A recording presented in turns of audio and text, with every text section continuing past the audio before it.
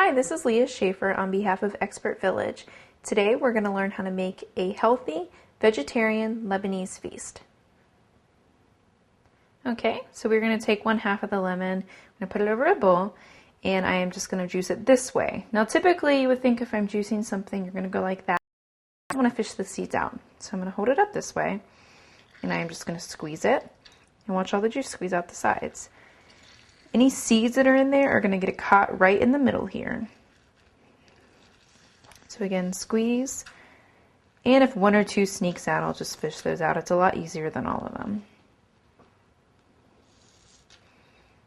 And I will just hold some of that in there with my fingers. Tilt it. And this is coming out really nicely. The microwave trick always does it. Okay. And we'll move on to this side. It's okay if you get some of the pulp. This is going in the food processor anyway, so it's not a huge deal. It's okay for hummus to have a little bit of texture. See how the seeds are getting caught in there? If I see a seed sneaking out, I'll just push it to the side.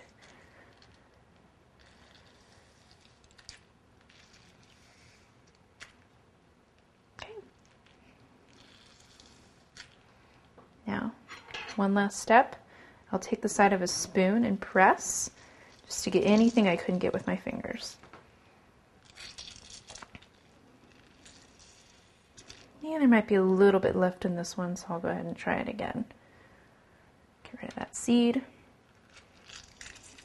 No, I did a pretty good job on that one. There's not too much left. And that's going to give you a couple tablespoons. That'll be plenty for the hummus.